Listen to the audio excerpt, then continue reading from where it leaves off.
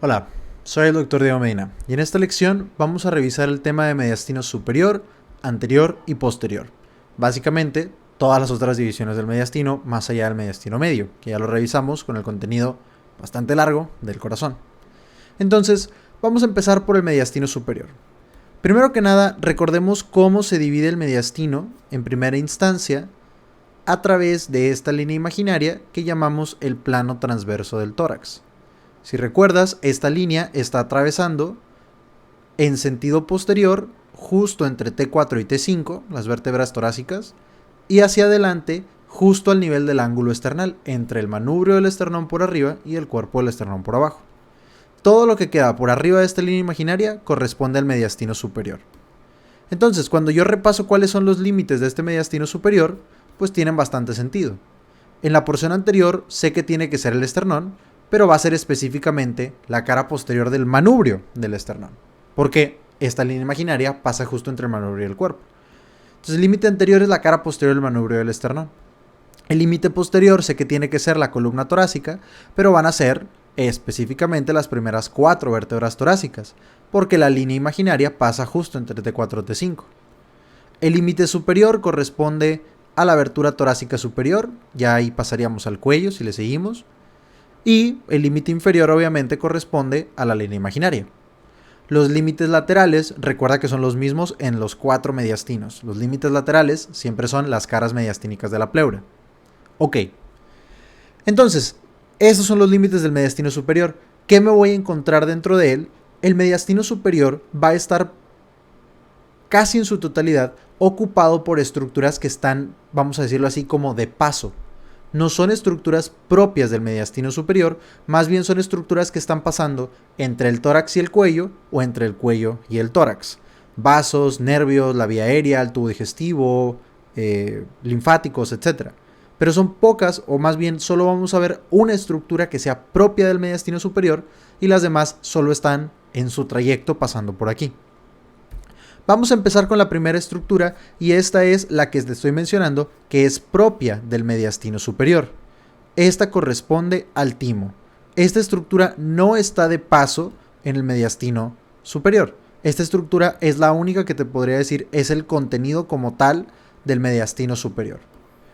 El timo es un órgano que está relacionado con la maduración de ciertas células del sistema inmune. Y algo importante que hay que saber de él es que no va a estar presente o no va a estar siempre con la misma función a lo largo de toda la vida. En los niños, el timo es una estructura muy relevante. Como te digo, aquí se maduran ciertos linfocitos. Sin embargo, conforme avanza la edad, la función del timo va siendo cada vez menos necesaria y entonces va involucionando el tejido. De tal manera que en la adolescencia y ya definitivamente en la adultez ya no queda el timo como un órgano grande, completo, funcional. Queda más bien solo como un pequeño remanente adiposo, quedan algunas células de tejido graso y ya, es lo que queda del timo. Entonces, muy probablemente los casos clínicos que vas a ver del timo en tu examen van a ser casos clínicos siempre de pacientes pediátricos, porque es en quienes el timo está prominente, grande, funcional, etc. Ok. ¿Qué me van a preguntar de esto? Recuerda que como te estoy mencionando es la única estructura propia del mediastino superior, todo lo demás está simplemente de paso. Por lo tanto, lo que te pueden preguntar aquí es una masa, es un tumor en el timo. Te dicen un paciente que empieza con ciertos síntomas que tienen que ver con la compresión de las otras estructuras del mediastino superior y que a final de cuentas le piden un estudio de imagen en el que se dan cuenta que hay una masa ocupando la porción anterior del mediastino superior. Eso para ti es más que suficiente para que sepas que te están hablando de un timoma, que te están hablando de un tumor en el timo. En la vida real, ya en la práctica, hay otros tumores que pueden existir en el mediastino superior, como teratomas, como linfomas, pero en anatomía este es el más probable, el timoma. Entonces, en la porción anterior del mediastino superior una masa, ya sabes que te quieren preguntar del timo. ¿Y qué te van a preguntar? Te van a preguntar quién lo irriga, quién lo drena y hacia dónde van sus linfáticos. Y no tiene tanto chiste. Recuerda que el timo se ubica en la porción más anterior del mediastino superior. Está inclusive por delante de las venas, o está muy anterior. Entonces, ¿quién crees que lo irrigue? Obviamente, ramas de la arteria torácica interna. Recuerda, y esto nos ayuda muchísimo a ubicarnos, recuerda que la principal arteria para todo lo que es anterior en el tórax es la torácica interna. En este caso, las ramas arteriales son de la torácica interna. Inclusive las venas también van a las torácicas internas, aunque también hay unas que pueden ir a la brachiocefálica izquierda. Y los linfáticos, recuerda que estamos mencionando, si todo esto ya lo vi relacionado con la torácica interna, las arterias, las venas, pues los linfáticos van a ir a los que están alrededor de las arterias torácicas internas, que son los linfáticos, los nódulos paraesternales. Entonces, relaciónalo simplemente con que está en la porción más anterior del mediastino superior. De ahí no te vas a perder. Acuérdate que lo anterior en el tórax es de la torácica interna. La arteria es la torácica interna, las venas son torácicas internas, los linfáticos son hacia los que están con la torácica interna, que son los paraesternales. No tiene pierde. Y ahí, bueno, te voy a mencionar que el timo, como te digo, va cambiando de tamaño, se va haciendo más pequeño conforme la edad. Pero cuando está en su punto más grande, digámoslo así, el timo puede sobresalir tanto por encima del mediastino superior como por abajo del mediastino superior. Puede llegar a estar asomándose casi a la raíz del cuello, hacia arriba, y hacia abajo se puede asomar hacia el mediastino anterior, que es parte del mediastino inferior. Entonces, aquí nada más hay que agregarle que las porciones más inferiores del timo van a ir hacia los nódulos traqueobronquiales, que son los que están en los pedículos del pulmón, mientras que la porción más superior puede ir hacia los nódulos de la raíz del cuello. Sin embargo, los principales son los paraesternales. Nada más. Entonces, aquí el caso clínico te van a poner, como te digo, una masa en el mediastino superior. El paciente va a ser un niño, eso también te va a dar más certeza de lo que estás viendo. El paciente va a ser un niño, tú dices, es el timo. ¿Qué te van a preguntar? Arteria torácica interna, vena torácica interna, nódulos paraesternales, y recordar lo que puede cambiar. La vena brachiocefálica izquierda, que también ayuda al drenaje del timo, y la porción más inferior del timo drena los traqueobronquiales, la porción más superior del timo drena la raíz del cuello. Y ya, eso es todo. Como te decía, es la única estructura propia del mediastino superior. De aquí en fuera vamos a pasarnos a ver puros trayectos de otras estructuras. Vamos a empezar con las venas, específicamente las venas brachiocefálicas. Se encuentran posterior al timo. Recuerda que el timo está en la porción más anterior del mediastino superior, aunque esto solamente es en pacientes pediátricos. Cuando el timo involuciona y ya nada más queda haciendo un remanente y un pequeño cúmulo de grasa, pues entonces ya no hay nadie adelante de las brachiocefálicas. Y aquí hay que checar el nombre. Braquio, extremidad superior, cefálicas, de la cabeza. ¿Cómo se forman las venas brachiocefálicas? Las venas brachiocefálicas se van a formar por la anastomosis de una vena del cuello que se llama yugular interna, que drena tanto la cabeza como el cuello, y una vena de la extremidad superior que se llama vena subclavia. Recuerda que esta vena subclavia es la continuación de la vena axilar, o sea, es donde llega toda la sangre de la extremidad superior. Por eso la vena que se forma por esta anastomosis se llama brachiocefálica. Tiene la sangre braquio de la extremidad superior por la vena subclavia, y tiene la sangre de la cabeza y el cuello por la vena yugular interna, que es lo que estás viendo aquí. Aquí llega la yugular interna y aquí se anastomosa con la subclavia. Esto es del lado izquierdo. Entonces, este de aquí es la brachiocefálica. Aquí en este punto, donde se están anastomosando la subclavia y la yugular interna, encontramos una estructura que se conoce como ángulo venoso. Ángulo venoso es justo donde se anastomosan la yugular interna y la subclavia para formar a la brachiocefálica. Esto es igual del lado derecho y del lado izquierdo. Al menos hasta este punto es igual. Muy bien. Vamos a ver ahora específicamente a la brachiocefálica derecha. ¿Qué es esta que estás viendo aquí? Se forma por la anastomosis, como dijimos, de la yugular interna derecha y de la subclavia derecha. Y aquí hay una relación anatómica importante y que te pueden preguntar. Chécate que la anastomosis está sucediendo justo por atrás de esta articulación. La recordarás del primer parcial, esta es la articulación esternoclavicular. Esta puede ser una pregunta de examen y de hecho lo mencionamos muy brevemente en primer parcial. justo por atrás de la esternoclavicular, está la formación de la vena brachiocefálica, de los dos lados. Está la anastomosis de la yugular interna y de la subclavia, justo por atrás del extremo medial de la clavícula.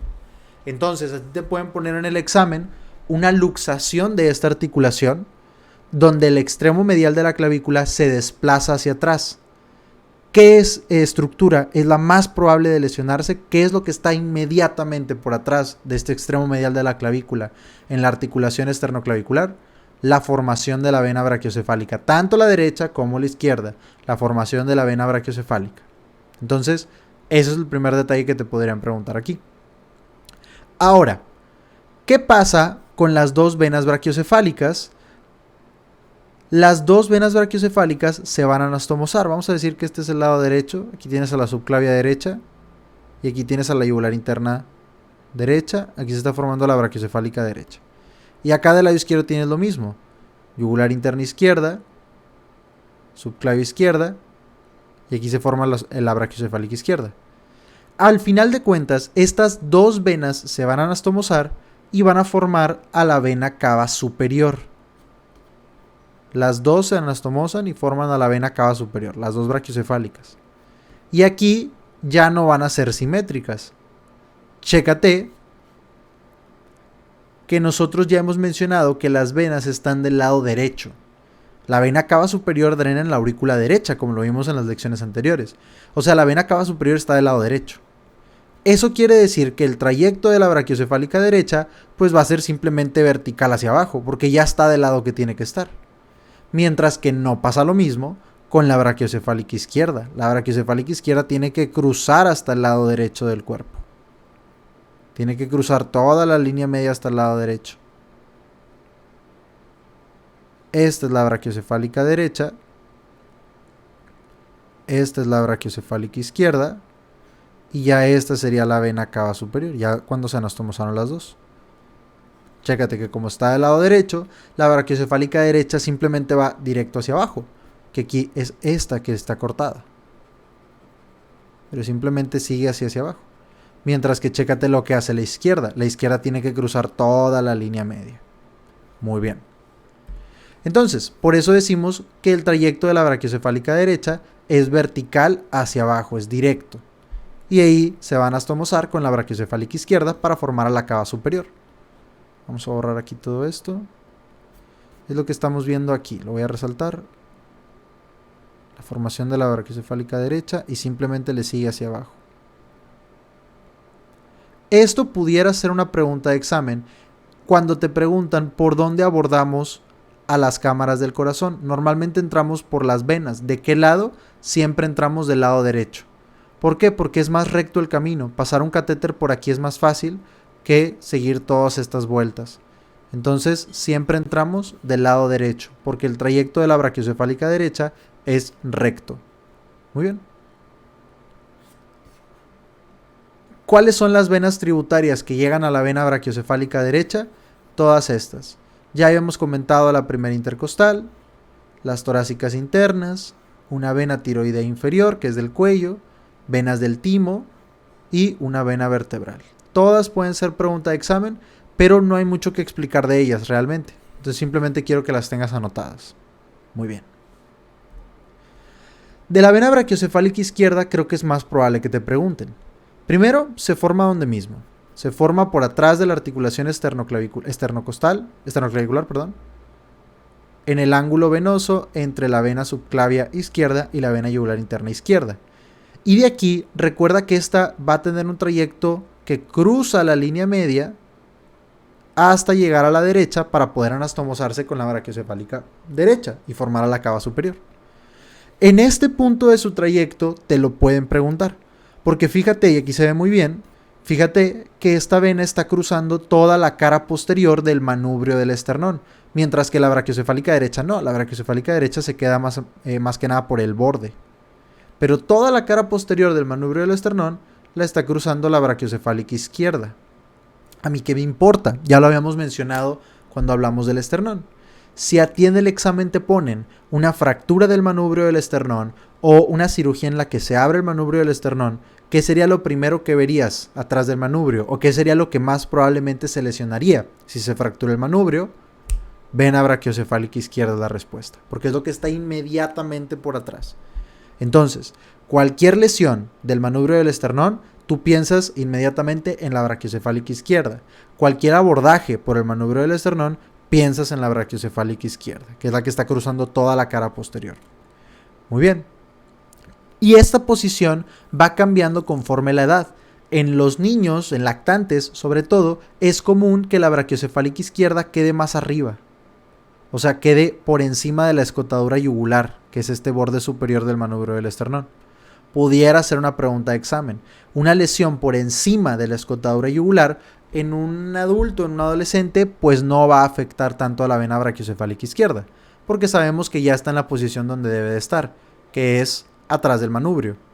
Pero si te ponen, y eso sería un dato que te debería hacer sospechar en el examen, si te ponen en el examen una pregunta sobre un paciente, vamos a decir, de 1 año, que tiene una lesión justo por encima del manubrio del esternón, justo por encima de la escotadura yugular, que es acá arriba, lo voy a resaltar con rojo, justo por encima de esta escotadura yugular, y con la edad, ahí tú sí debes de considerar entre tus opciones de estructura lesionada, sí debes de considerar a la vena brachiocefálica izquierda.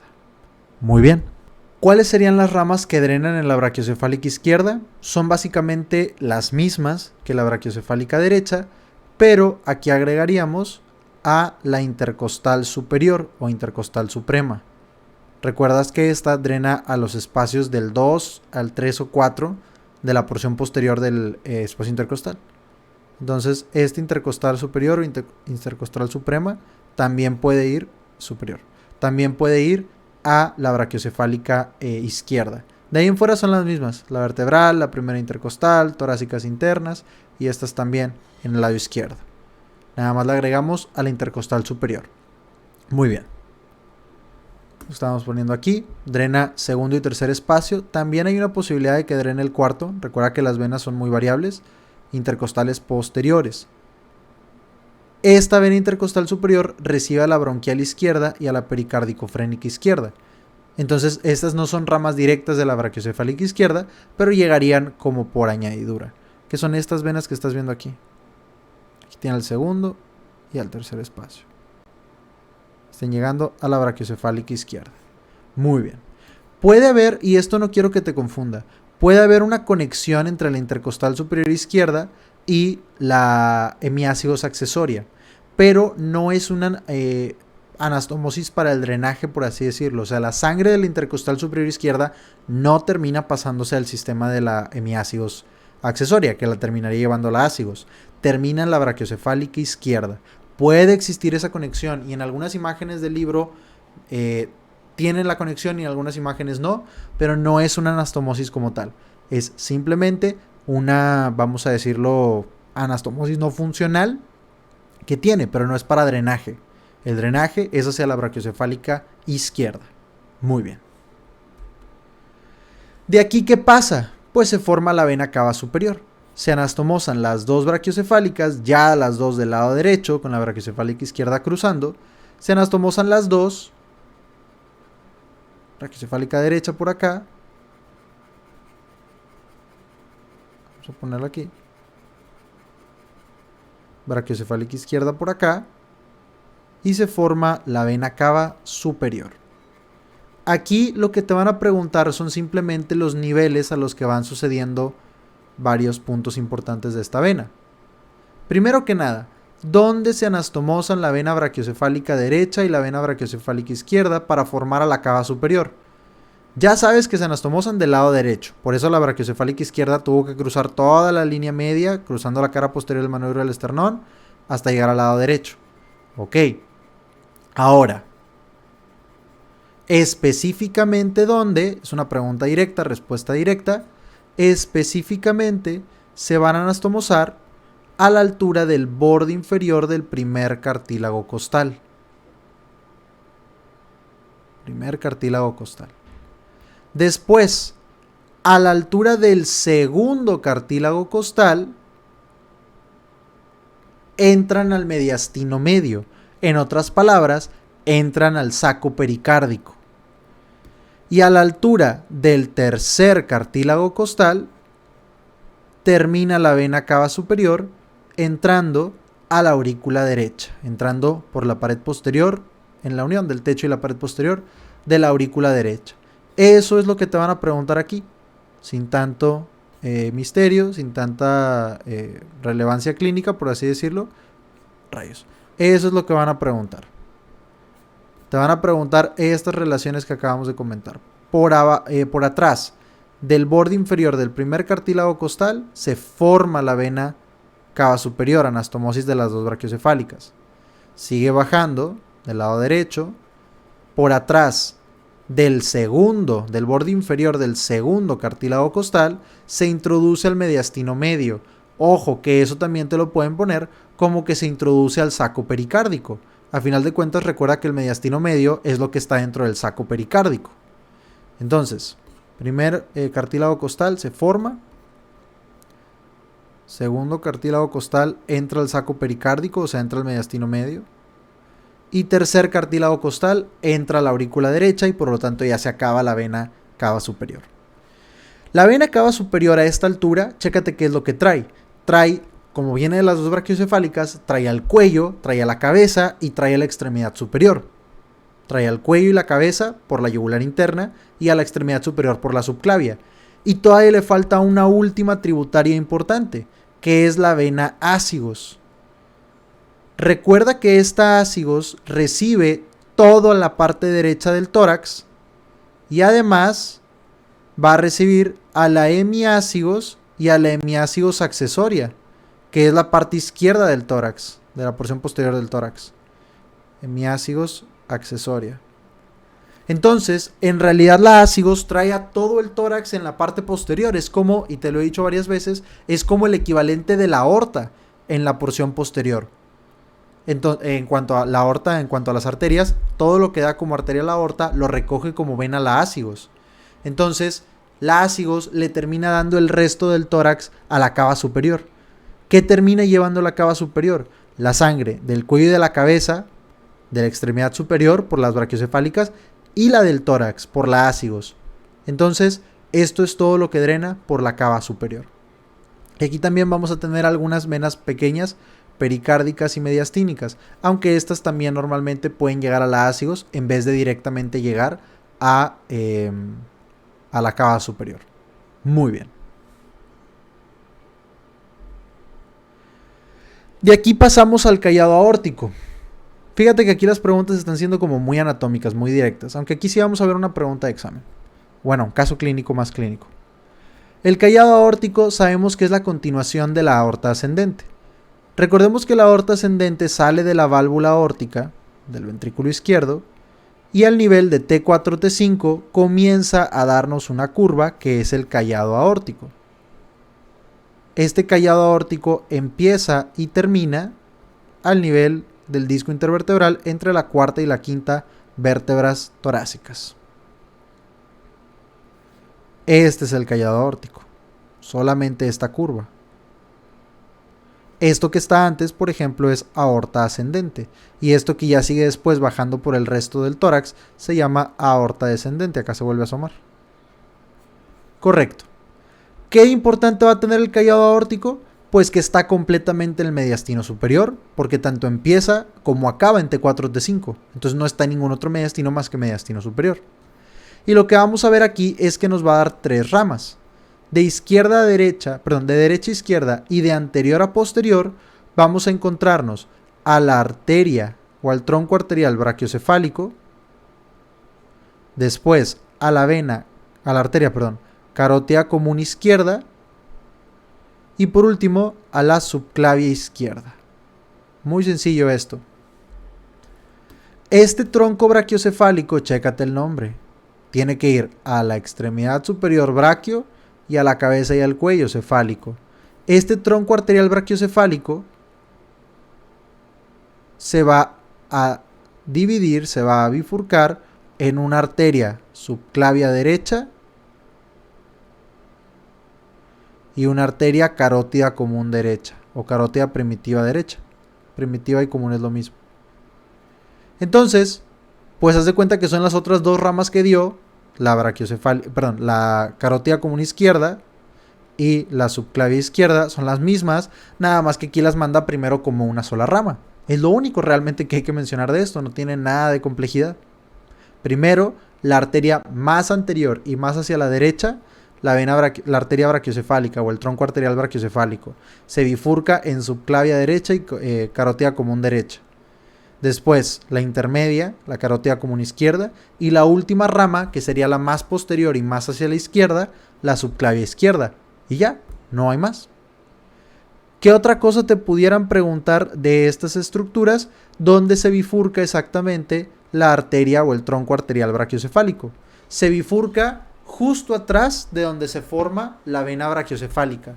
O sea, a la altura del primer cartílago costal, a la altura de la articulación esternoclavicular, pero por atrás de la vena brachiocefálica derecha. O sea, aquí también está la bifurcación del tronco brachiocefálico, pero como siempre las que están más hacia adelante son las venas. Entonces es a la misma altura, la bifurcación del tronco brachiocefálico es a la misma altura que donde se forma la vena brachiocefálica, o sea, la articulación esternoclavicular, pero por atrás de la vena, nada más. Ahora, bueno, esto ya no tiene tanto... Esto es lo importante. Fíjate que entre el tronco de la pulmonar y el callado de la aorta vamos a encontrarnos a esta estructura que se llama ligamento arterioso. Este ligamento arterioso puede venir en dos casos clínicos. Primer caso clínico en el que puede aparecer es una persistencia del conducto arterioso. Tú sabes que en la circulación intrauterina, como los pulmones no están respirando aire, pues no queremos mandarle sangre a los pulmones. Y existen varios como cortocircuitos que hacen que la sangre no vaya hacia el lado derecho del corazón, no vaya hacia la circulación pulmonar. Porque ¿para qué le voy a querer mandar sangre a los pulmones si no están respirando aire? Porque no estoy expuesto al aire atmosférico, porque estoy en la panza de mi mamá.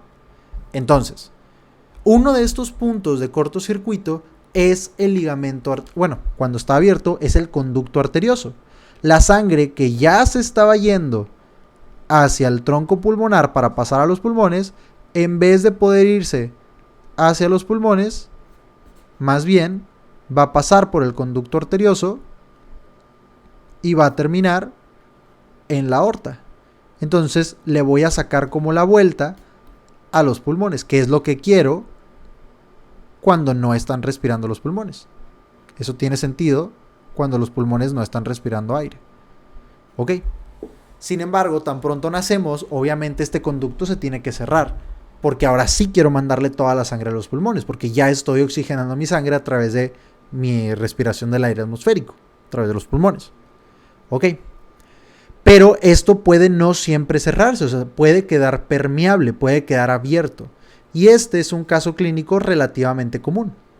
Vas a ver un niño que está cianótico y no se le quita. Cianótico es que tiene la piel azul y no se le quita y no se le quita y no se le quita y no se le quita y no se le quita. ¿Por qué no? Porque no está oxigenando bien su sangre. Porque la sangre que apenas iba a mandar para oxigenar a los pulmones, como el conducto no se cerró, se sigue yendo a la aorta. Y le estás dando a la aorta sangre desoxigenada, que se la va y se la da al tejido, y el tejido dice, pues ¿qué quieres que haga con esto si no está oxigenado? Entonces el niño se empieza a ver azul. Lo auscultas y escuchas que tiene un soplo que se llama soplo en locomotora, que es un soplo constante. O sea, no tiene que ver con ni la diástole ni la sístole, sino siempre está. Ese soplo en locomotora, ese recién nacido que está todo cianótico, son datos clave para que tú identifiques una persistencia del conducto arterioso. No creo que te vayan a poner a diagnosticarlo en el examen. Creo que te van a dar estos datos. Un bebé recién nacido está azul, no se le quita, no se le quita, no se le quita, no se le quita. Porque es normal que los bebés nazcan cianóticos y conforme pasan los minutos se les quite. Pero a este bebé vamos a decir que no se le quita. Le auscultas el pecho y te das cuenta que tiene un soplo en locomotora, que es un soplo que está completamente constante durante todo el latido. Ok, ya estás pensando en esto. Al final de cuentas, creo que el caso, como estamos en anatomía, te tiene que decir, hay una persistencia de una estructura que conecta la aorta con el tronco de la pulmonar. ¿Cuál es? El conducto arterioso. O te pueden decir, hay una persistencia de una estructura que hace cortocircuito izquierda-derecha que se debió haber cerrado. ¿Cuál es? El ligamento arterioso. ¿Entre quiénes está? Entre la aorta, entre el callado de la aorta específicamente, y el tronco pulmonar, el tronco de la pulmonar. Pregunta de examen. Ese puede ser un caso clínico, el de la persistencia del conducto arterioso. El otro caso clínico puede ser en un traumatismo aórtico. Nosotros tenemos un tipo de traumatismo que se llama traumatismo por desaceleración. Esto es cuando vamos a una velocidad y de repente frenamos de manera muy abrupta. Pasa sobre todo en accidentes de carro. Cuando vas manejando, vas a una velocidad considerable y de repente chocas de frente, entonces el carro se frena en seco, pero todo el cuerpo y todas las estructuras del cuerpo tienen la inercia de seguir avanzando. Por eso si no traes el cinturón, por ejemplo, sales volando por el parabrisas.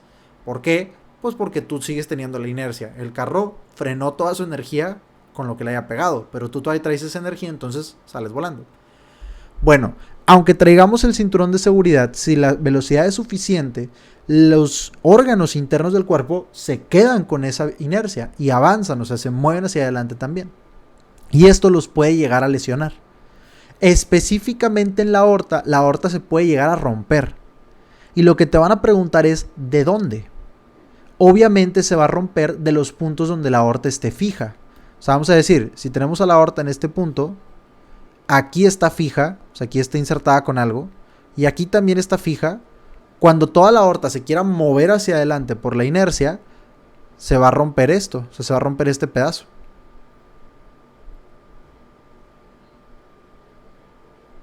De una manera más o menos así.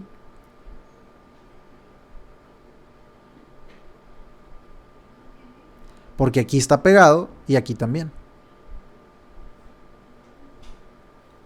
Entonces, lo que te van a preguntar es cuáles son estos puntos donde está fija la aorta, que es de donde se va a romper.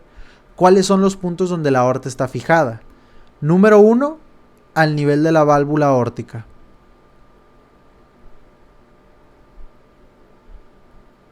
Número 2, al nivel del ligamento arterioso.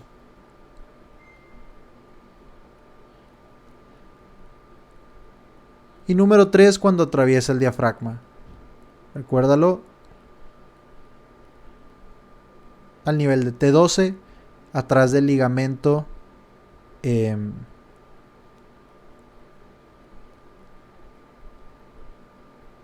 arqueado medio del diafragma, que forma el hiato aórtico.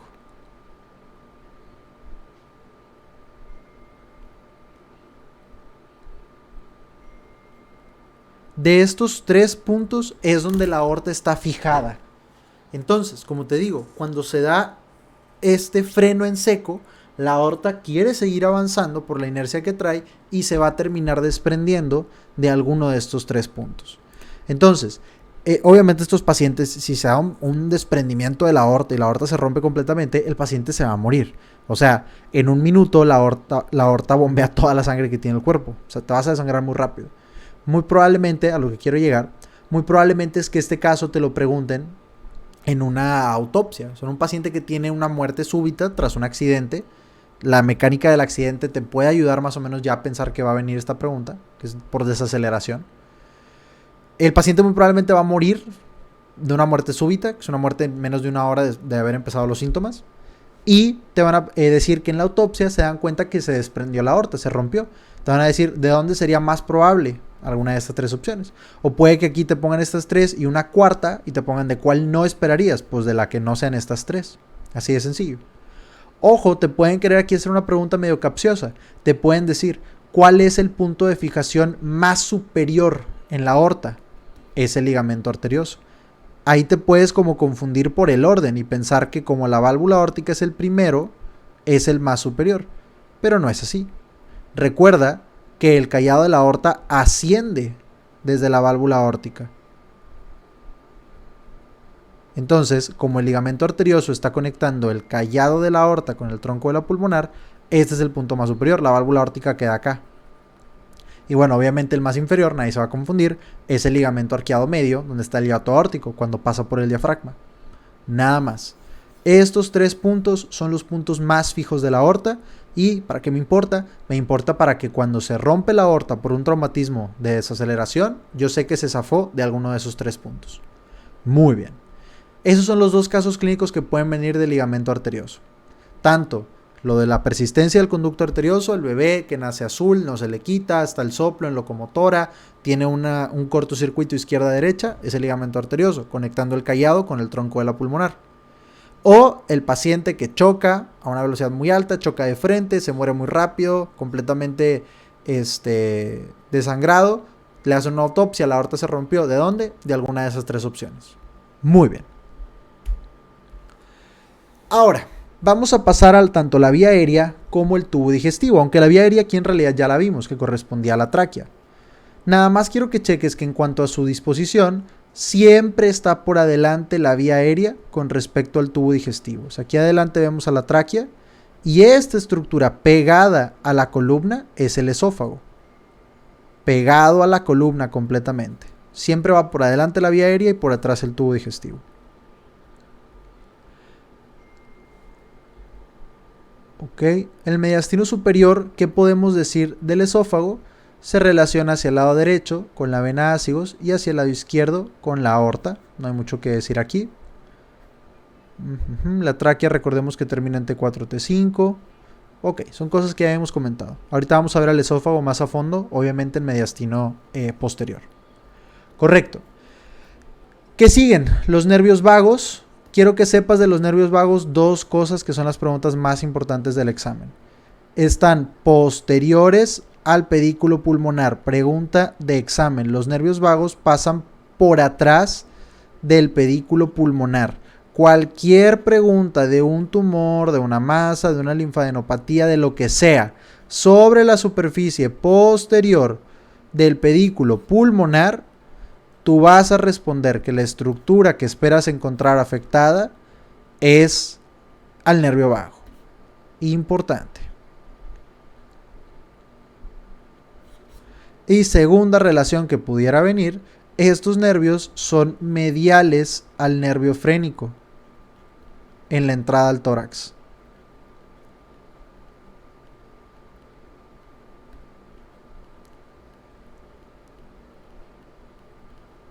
Muy bien, nada más. Estas sean preguntas directas, respuestas directas. Casos clínicos, lesiones de la cara posterior del pedículo pulmonar, tumores, masas, linfadenopatías, lo que sea por atrás, ¿a quién le va a estar comprimiendo? Al nervio vago. Importante.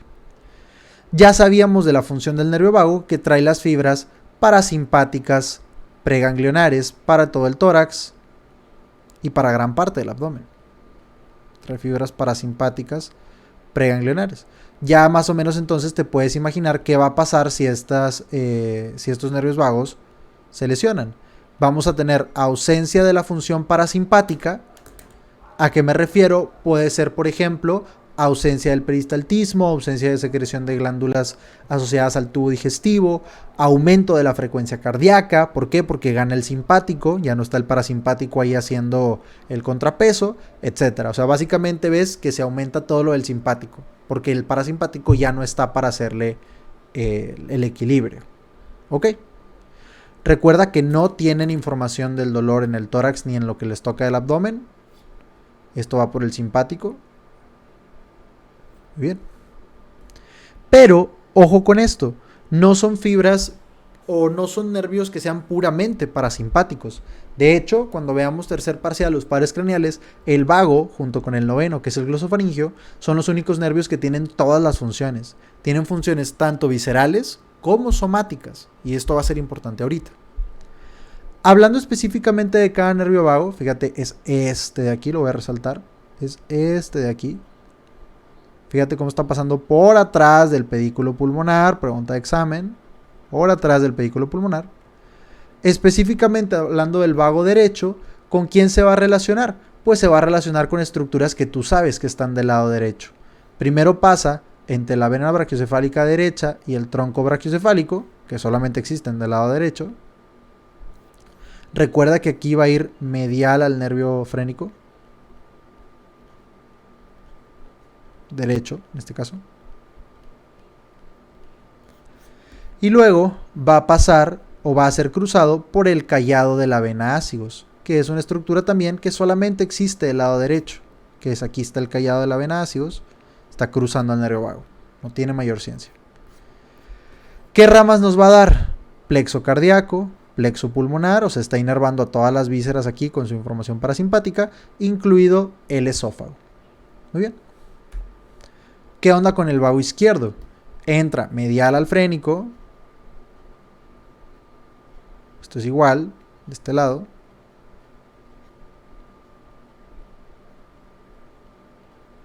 Este de aquí pasa por atrás del pedículo pulmonar otra vez. Y lo van a encontrar relacionándose con estructuras del lado izquierdo.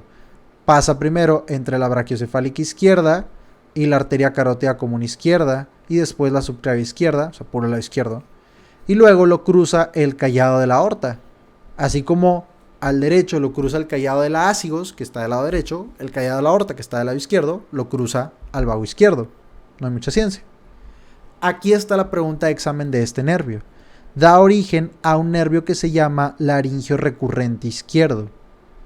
Este nervio es técnicamente del tercer parcial, pero chécate este caso clínico que lo preguntan mucho en segundo parcial.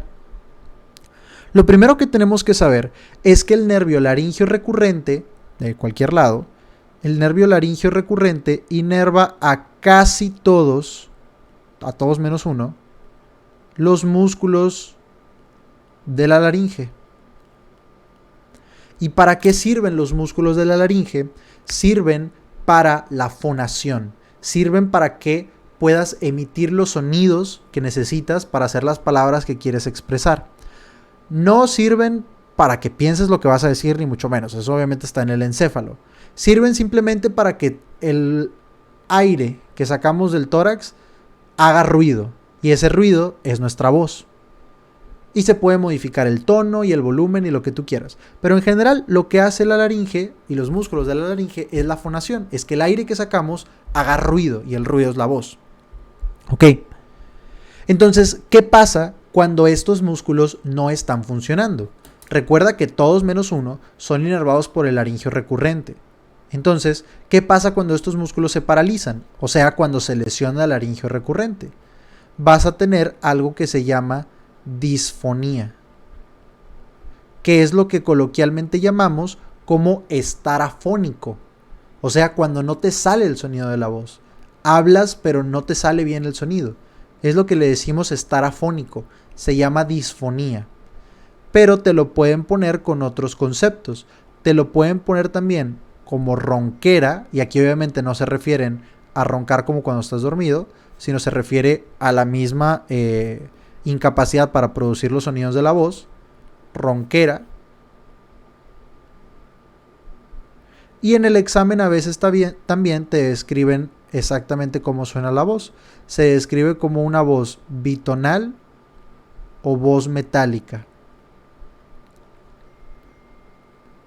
Cualquiera de estas cuatro que venga, disfonía, que quizás es la más correcta, o te dicen que el paciente tiene ronquera, o te dicen que el paciente tiene voz bitonal o metálica, te lo digo que es como estar afónico, tú sabes que se lesionaron los laringios recurrentes, el de algún lado, o el laringio recurrente izquierdo o el laringio recurrente derecho, pero sabes que se lesionó el laringio recurrente. Ok. ¿Cómo te lo preguntan? Chécate esto. Resulta que a pesar de que los dos laringios recurrentes son ramas de los vagos, no se dan en donde mismo. Vamos a remarcar aquí, por ejemplo, aquí viene el vago derecho. Fíjate cómo el vago derecho da a su laringio recurrente derecho, que recuerda que recurrente significa que se regresa. En este caso son nervios que se regresan para arriba del vago que venía para abajo. Entonces aquí tienes al vago derecho. Voy a borrar todo lo demás. Aquí tienes al vago derecho.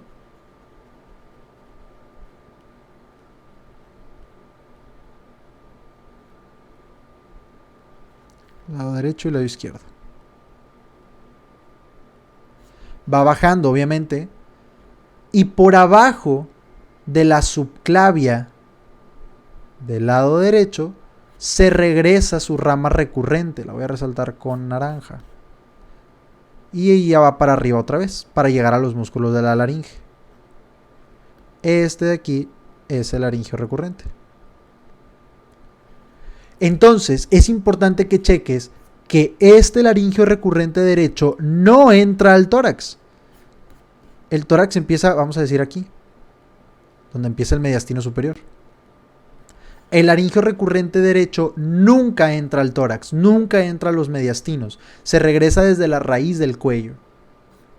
Mientras que, vamos a ver qué pasa con el vago izquierdo. Con el vago izquierdo, viene bajando por acá. Entra al mediastino superior. Y da su rama laringea recurrente en el callado de la aorta.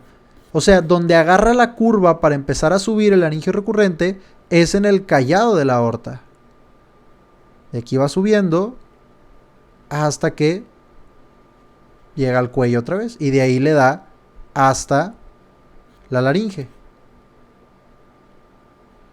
El laringio recurrente derecho se refleja en la subclavia derecha, arteria, mientras que el laringio recurrente izquierdo se refleja en el callado de la aorta. Esta es una pregunta de examen directa y clínica también. ¿Cómo clínica? Chécate entonces que el laringio recurrente izquierdo sí entró al mediastino superior. El laringio recurrente derecho no. Entonces, haz de cuenta que te ponen un caso clínico de un paciente que tuvo una cirugía torácica, de lo que sea, y te dicen que el paciente ya después en la recuperación quedó con ronquera, con disfonía, con voz metálica o voz bitonal, es lo mismo. Te dicen que quedó con eso. Tú inmediatamente ya sabes que la respuesta de la estructura lesionada es el nervio laringio recurrente, porque eso es lo que pasa cuando se lesiona el laringio recurrente. ¿Ok? Sin embargo, resulta que la pregunta en las opciones tiene laringio recurrente derecho en una opción y laringio recurrente izquierdo en otra opción. ¿Cuál es el laringio recurrente que se lesionó? ¿Cuál es la respuesta más correcta en este caso? Recuerda que solamente el vago izquierdo da a su laringio recurrente en el tórax, da a su laringio recurrente en el mediastino superior, porque el laringio recurrente izquierdo se refleja en el callado de la aorta. Entonces, ahí la respuesta sin duda es laringio recurrente izquierdo.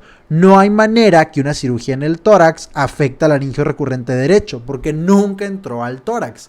Esa es la lógica que te ponen aquí y así es como lo preguntan. Pero al revés, una afectación de la raíz del cuello va a afectar al laringio recurrente derecho nada más.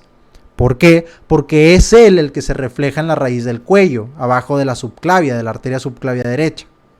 Entonces, si a ti te ponen un paciente con ronquera, disfonía, voz metálica, voz bitonal, que es como estar afónico, ya sabes que se lesionó el laringio recurrente. Si el problema fue en el cuello, laringio recurrente derecho. Si el problema fue en el tórax, laringio recurrente izquierdo. Así es como lo tienes que tener para el examen, porque así te lo preguntan y te confundes porque los dos laringios recurrentes vienen como opción. Esa es la clave para saber cuál es la opción correcta. Si lo que pasó fue en el tórax, es el izquierdo. Si lo que pasó fue en la raíz del cuello, fue el derecho. Así como te digo que para el izquierdo te ponen una cirugía en el tórax, para el derecho te ponen normalmente un tumor del vértice del pulmón. Recuerda que el vértice del pulmón sale hasta la raíz del cuello, que se llamaba tumor de Pancoast. Un tumor de Pancoast va a afectar principalmente el laringio recurrente derecho. Así es como te lo preguntan. Si se llegaran a lesionar los dos laringios recurrentes, que sería difícil, pero si se llegaran a lesionar los dos al mismo tiempo, el paciente probablemente ya no va a poder respirar bien y eso ya sería mucho más grave. Pero es muy difícil que vaya a pasar eso, la verdad. O es uno o es el otro. Y el que quizás sería más preguntable en el tórax, porque pues al final de cuentas el tórax es una región del segundo parcial, es el izquierdo.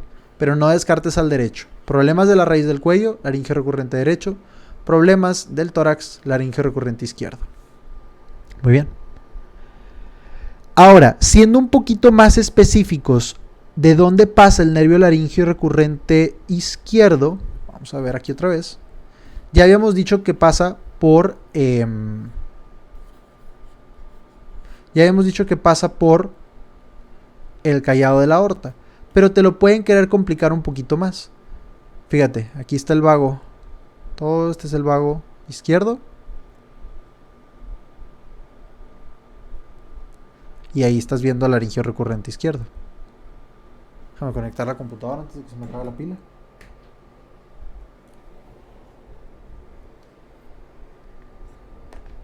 ¿Por dónde específicamente está pasando este laringio recurrente izquierdo? Fíjate que pasa entre el callado de la aorta, el tronco de la pulmonar y el ligamento arterioso. A este espacio, te lo digo, entre el callado de la aorta, el tronco de la pulmonar y el ligamento arterioso, a este espacio se le llama ventana aortopulmonar. Y este nombre normalmente no lo dicen tanto en el curso, entonces se nos puede ir. Ventana aortopulmonar. Entre el callado de la aorta, el tronco de la pulmonar y el ligamento arterioso. Justo ahí es por donde va el laringio recurrente. Entonces también te pueden poner algún caso como cualquier afectación, la verdad, lo que sea que esté afectando, y te dicen que está afectando la ventana aortopulmonar. Te preguntan, ¿cuál es la estructura más probablemente lesionada? Nervio laringio recurrente izquierdo. O te lo pueden poner más clínico, te pueden decir cualquier afectación de la ventana aortopulmonar y te preguntan, ¿qué esperarías encontrar en tu paciente? Disfonía, ronquera, voz bitonal o voz metálica, lo que tiene que ver con la lesión del laringio recurrente. Muy bien. De aquí que sigue para los nervios vagos, los dos nervios vagos se convierten en un plexo esofágico. O sea, ya después de que siguen pasando por el tórax, se convierten en un plexo esofágico. Y este plexo esofágico termina formando dos troncos vagales. Voy a poner aquí. Dos troncos vagales. O sea, tú tienes el nervio vago como tal, nervio vago.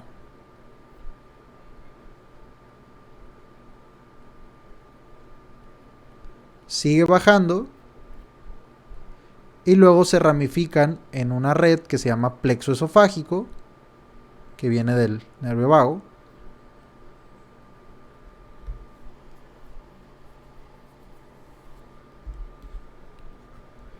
Y luego se vuelven a organizar.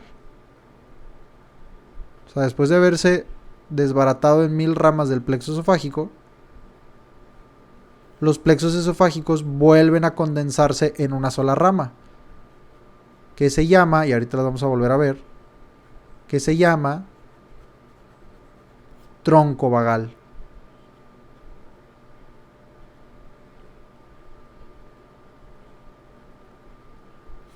Fíjate, si este fuera el nervio vago izquierdo y este fuera el nervio vago derecho, los troncos vagales se llaman anterior, te lo van a preguntar que lo forma el vago izquierdo, y tronco vagal posterior, te lo van a preguntar que lo forma el vago derecho. Yo simplemente lo recuerdo vocal con vocal. El nervio vago izquierdo forma el tronco vagal anterior, consonante con consonante. El nervio vago derecho forma el tronco vagal posterior. Fíjate, esto lo veíamos en una imagen.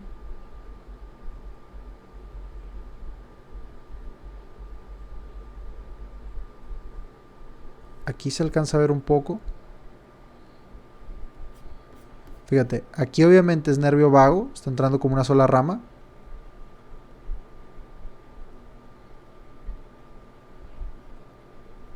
Después aquí fíjate cómo ya está en una red.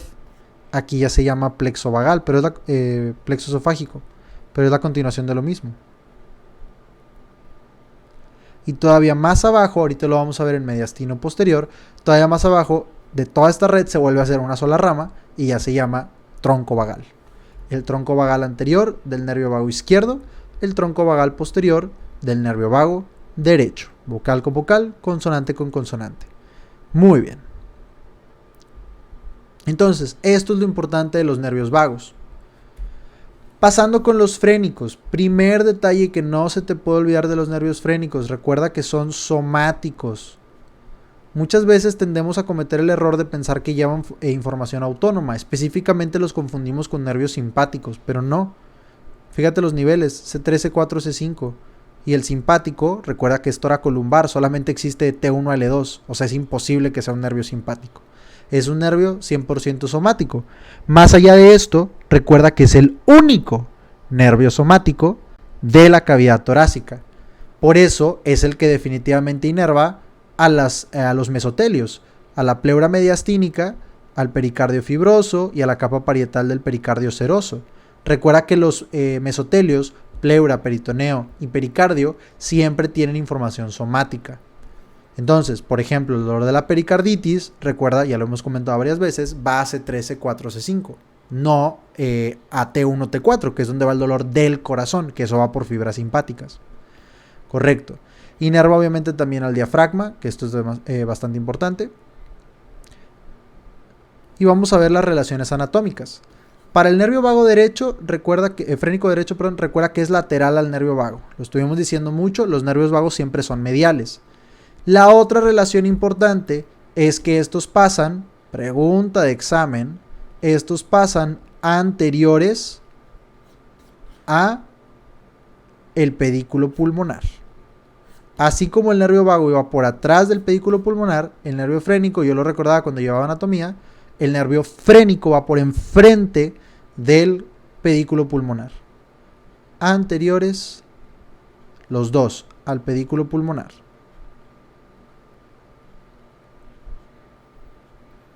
Entonces, cualquier pregunta de examen que te pongan sobre un tumor, una afectación, lo que sea, por delante del pedículo pulmonar, tu primera opción para estructura afectada es el nervio frénico. Muy bien. Específicamente el nervio frénico derecho, dijimos, es lateral al nervio vago, o sea, cuando van entrando por el tórax, va por afuera los frénicos, por adentro los vagos, pasa posterior a la vena brachiocefálica derecha, ¿y qué nos va a inervar? Pues lo que ya sabemos, no hay mucho que decir aquí. Recuerda que este nervio frénico atraviesa el diafragma junto con la vena cava inferior al nivel de la octava vértebra torácica, perforando el centro tendinoso del diafragma, lo vimos en diafragma. Y ya, nada más. El nervio frénico izquierdo también es lateral al nervio vago. Este va a estar relacionado con la brachiocefálica izquierda, no hay mucho que ver aquí. Pasa con el callado de la aorta, acá pasaba con el callado del ácidos. Inerva las mismas estructuras y este atraviesa el diafragma por delante del vértice del corazón. Es una estructura que atraviesa sola, no acompaña a ningún otro, ni al esófago, ni a la aorta, ni a la cava inferior. Atraviesa el centro tendinoso del diafragma por delante del vértice del corazón y ya. Esto también ya lo habíamos visto en diafragma. Y ya, tienen menos que decir. Aquí está lo que habíamos dicho de la ronquera y el laringio recurrente. Pero aquí quiero que cheques qué podría pasar si se lesiona un nervio frénico. Si se lesiona un nervio frénico, una mitad del diafragma se va a paralizar, obviamente, porque eso es lo que inerva el nervio frénico. Una mitad del diafragma va a estar paralizada. ¿Y esto cómo se va a ver en el paciente? Vamos a ver un paciente en el que una mitad del tórax no está respirando. Porque al final de cuentas, la respiración es producto de los movimientos del diafragma, principalmente. Entonces, si se paraliza una mitad del diafragma, un hemidiafragma, una mitad del tórax del paciente no está respirando. No se ven movimientos de respiración. Si lo auscultas, no vas a escuchar nada de aire entrando ni saliendo. No vas a escuchar nada. ¿Con qué se te pudiera confundir? Con un neumotórax. Si tú te acuerdas, en el neumotórax también teníamos el mismo caso en el que el paciente no respiraba por una mitad del tórax. Si yo escucho, no se escucha nada, porque no está respirando. Con el estetoscopio no se va a auscultar nada. Entonces te pudiera confundir. ¿Qué lo diferencia? Para empezar, lo puede diferenciar la etiología. Si tienes un paciente, por ejemplo, con alguna lesión en el cuello, que es de donde viene el frénico, pues vas a pensar más en el frénico que en un neumotórax. Mientras que si tienes un paciente que lo apuñalaron en el tórax, pues vas a pensar más en el neumotórax. Eso puede ser un primer dato.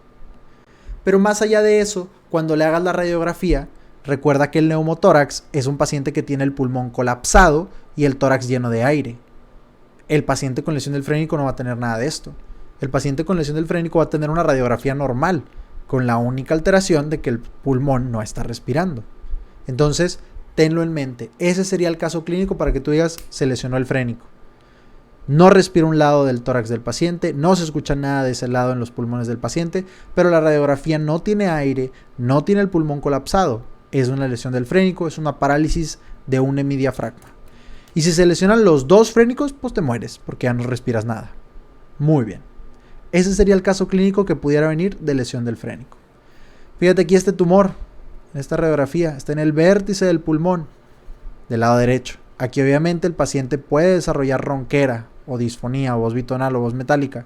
Y te lo repito siempre los 4 porque los 4 los han preguntado ya. O sea, cualquiera puede venir. Entonces te digo, aquí tendrías este caso que decimos de la lesión del laringio recurrente derecho. Mientras que si el problema fuera acá en el tórax, sería laringio recurrente izquierdo. Recuerda que el tumor del vértice del pulmón se llama tumor de Pancoast. Muy bien. El conducto torácico ahorita lo vemos en mediastino posterior. Correcto. Entonces, estas son las estructuras del mediastino superior. Puras estructuras de paso. Algunos casos clínicos como donde se rompe la aorta, como lo del laringio recurrente, muy importante. Y bueno, el timo como única estructura propia del mediastino superior. Vamos a pasar al mediastino posterior y vamos a ver lo mismo. Aquí las estructuras también están solamente de paso, pero ahora están de paso entre el abdomen y el tórax, o entre el tórax y el abdomen, ya no relacionándose con el cuello. Recordemos que el mediastino posterior, lo tenemos aquí resaltado en rojo, es una parte del mediastino inferior.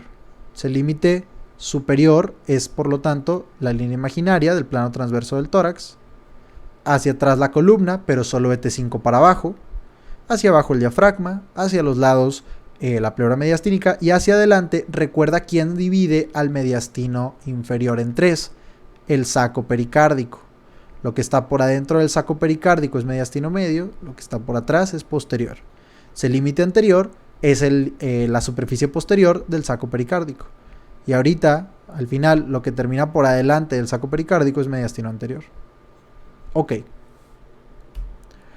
Vamos a ver. La primera estructura y la más importante que vamos a revisar en el mediastino posterior es el esófago. El esófago es la porción del tubo digestivo que conecta la faringe con el estómago. ¿Dónde empieza? Es lo primero que vamos a decir.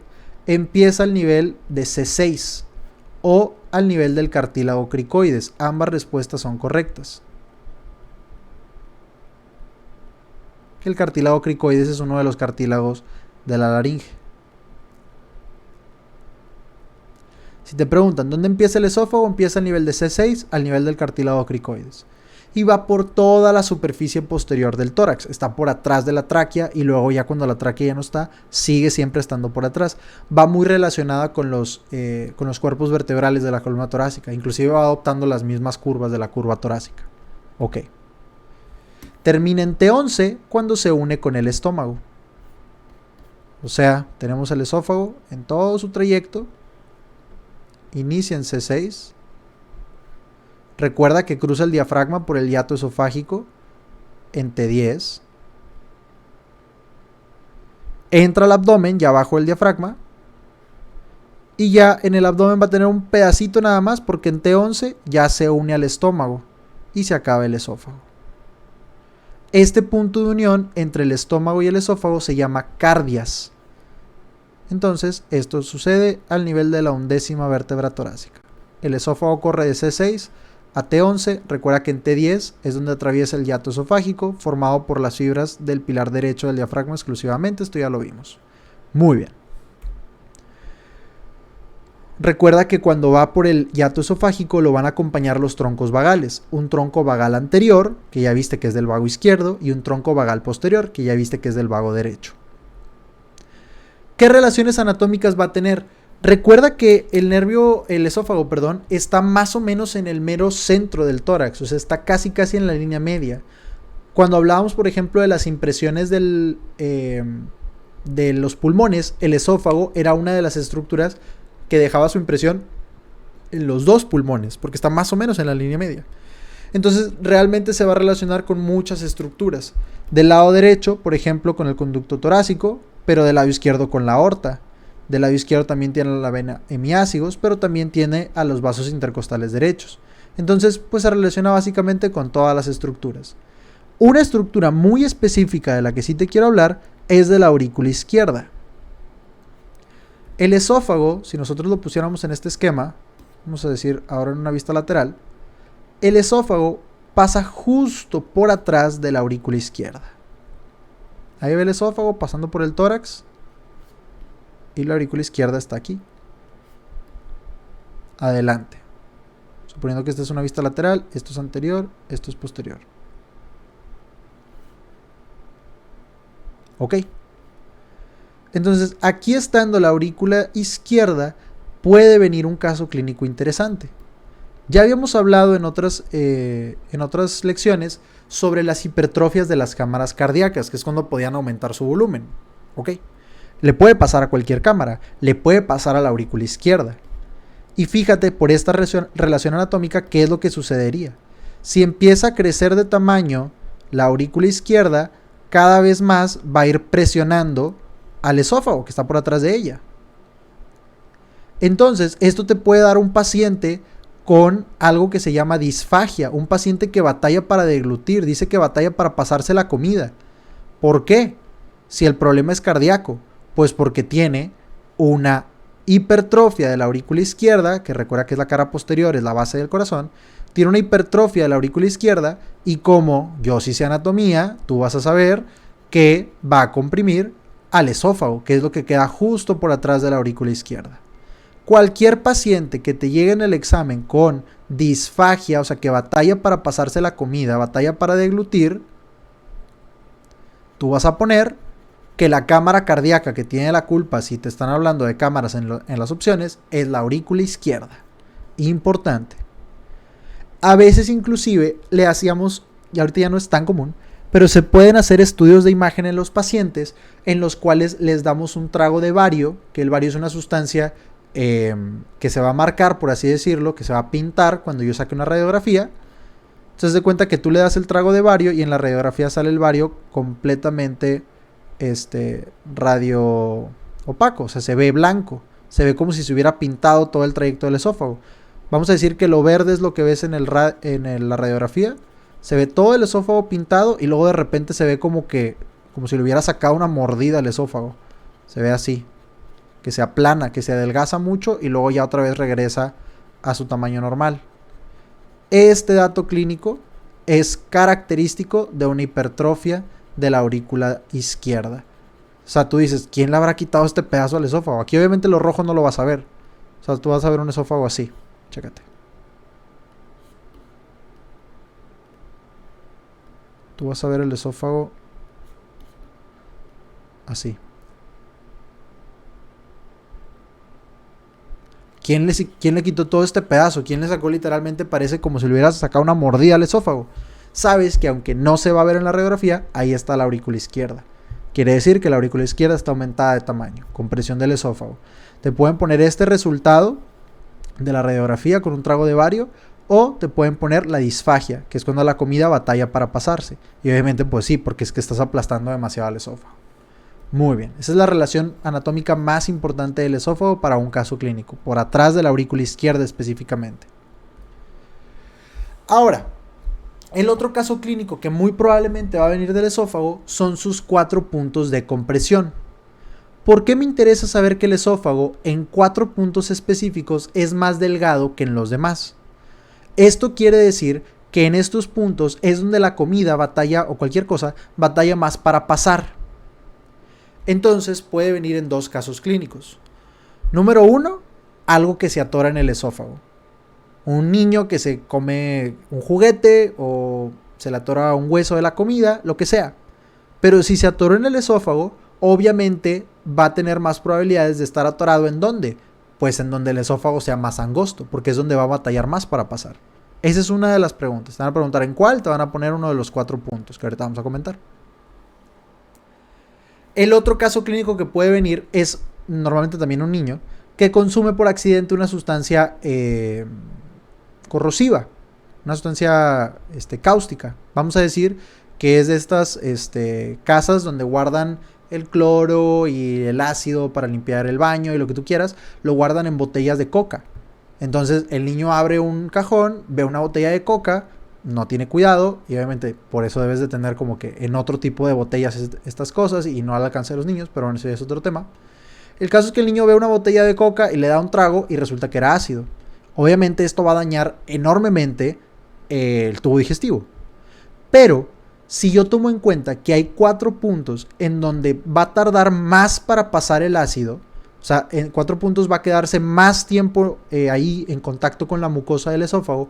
¿Por qué? Porque ahí es donde se tarda más para pasar, porque es donde es más angosto. Yo puedo inferir que en esos 4 puntos es donde van a estar las lesiones más graves. Porque no es lo mismo que el ácido dure medio segundo pasando por un pedazo del esófago, obviamente va a dañar esa mucosa, a que se tarde un segundo, que se quede un segundo completo en otra parte del esófago, lo va a dañar más esa parte. Entonces, esos son los 2 casos clínicos que vienen. La pregunta y la respuesta va a ser la misma. ¿Cuáles son los 4 puntos de compresión del esófago? Ya sea para que algo se quede atorado ahí o para que haya tardado más tiempo pasando por ahí alguna sustancia corrosiva y entonces se haya lesionado con mayor gravedad esa porción. ¿Cuáles son estos 4 puntos? Chécate, el primero y el último creo que son muy fáciles de recordar porque son muy lógicos. El primero es justo donde la faringe se continúa con el esófago, que dijimos que esto era en C6, o sea, es donde empieza el esófago. Aquí no es tanto que el esófago esté comprimido por algo, aquí es más que hay un cambio muy abrupto en el diámetro, en el calibre de la luz del esófago, porque tienes la luz de la faringe y de repente, como si fuera un embudo, muy rápido se hace mucho más pequeña a la luz del esófago. Entonces esta sería la primera. Y la última creo que también es muy lógica, pues es cuando pasa por el hiato esofágico, en T10. Vamos a usar el dibujo aquí. Aquí nada más que lo dibujé para que vieras cómo es el cambio tan abrupto entre la luz del esófago y de la faringe. Por eso el primero es un punto de compresión. El primero es acá. C6, cartílago cricoides, unión del esófago con la faringe. El último también creo que es muy lógico. Acá en T10, donde atraviesa el hiato esofágico. Pues obviamente, porque estás viendo al esófago completamente como estrangulado entre las fibras del diafragma, las fibras del pilar derecho que forman el hiato esofágico. Ok, estos 2 creo que son lógicos, el primero y el último. Donde está pasando entre las fibras de otro músculo, T10, hiato esofágico, o donde está cambiando rápido de la faringe al esófago, C6, unión con la faringe. Va. Los 2 de en medio pudiera que no lo recordara tan fácilmente. Yo te dije ahorita, el esófago está casi sobre la línea media, pero aquí te puede servir recordar que el esófago está ligeramente cargado hacia la izquierda. Si tú te acuerdas de esto, te vas a acordar de cuáles son las otras 2 estructuras que comprimen al esófago, porque son el callado de la aorta, que está al lado izquierdo, y es el bronquio principal izquierdo, que también obviamente está al lado izquierdo. Entonces, recuerda que el esófago sí está más que nada sobre la línea media, pero está ligeramente cargado hacia la izquierda. Entonces, los otros 2 puntos de compresión son estructuras del lado izquierdo. El primero, la unión del esófago con la faringe, C6. El segundo, en el mediastino superior,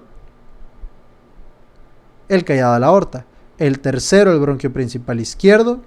Recuerda que está hacia la izquierda el esófago, por eso son puras estructuras izquierdas.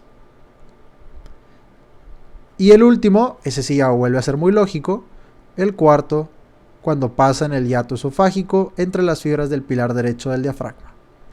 Aquí es donde se va a atorar la comida, aquí es donde esperarías ver los puntos más graves de una lesión por la ingesta de una sustancia corrosiva. Así de sencillo.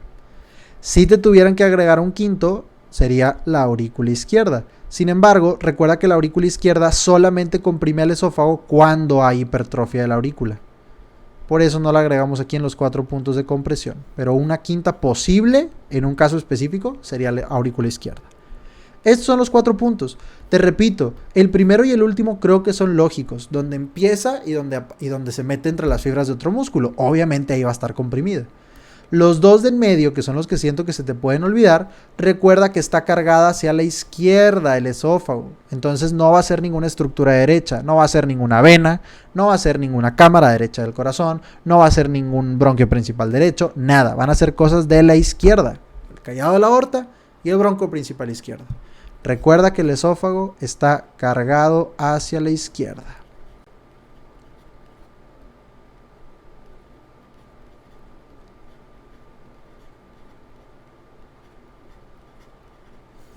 Muy bien. La irrigación y el drenaje venoso, no te la quiebres. Recuerda que el esófago está muy pegado a la superficie posterior del mediastino. Recuerda que cuál es la arteria que irriga todo lo posterior en el tórax, la aorta. Las ramas principales son de la aorta torácica. Estas son por mucho las ramas principales para la irrigación del esófago. Y recuerda que lo que como arteria hace la aorta, como vena lo recoge la ácigos. Vas a decir, la ácigos nada más está del lado derecho. Bueno, pues la hemiácigos del lado izquierdo. Aunque no olvides que la ácigos recibe a la hemiácigos como drenaje. O sea, al final de cuentas todo el tórax termina en la ácigos. Toda la parte posterior termina en la ácigos. Lo del lado derecho lo recoge ella misma y lo del lado izquierdo se lo pasan entre la ácigos y entre la hemiácigos, y la hemiácigos accesoria. Entonces, aquí no te lo memorices. Aquí simplemente con lo que siempre hemos estado ubicados.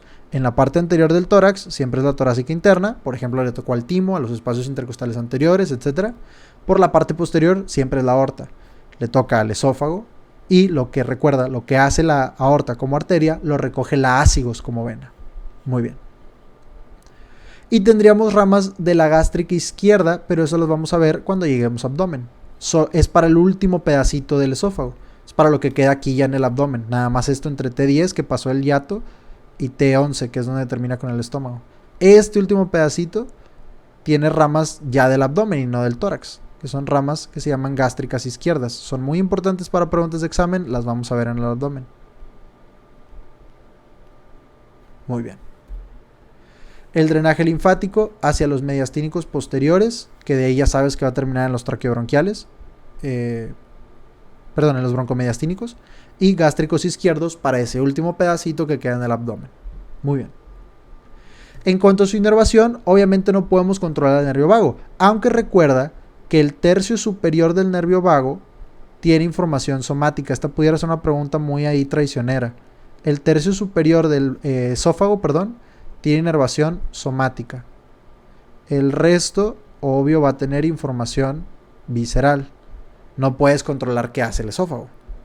Lo parasimpático se lo lleva el vago, como todo el tórax, y lo simpático, recuerda que en el tórax es de T1 a T4.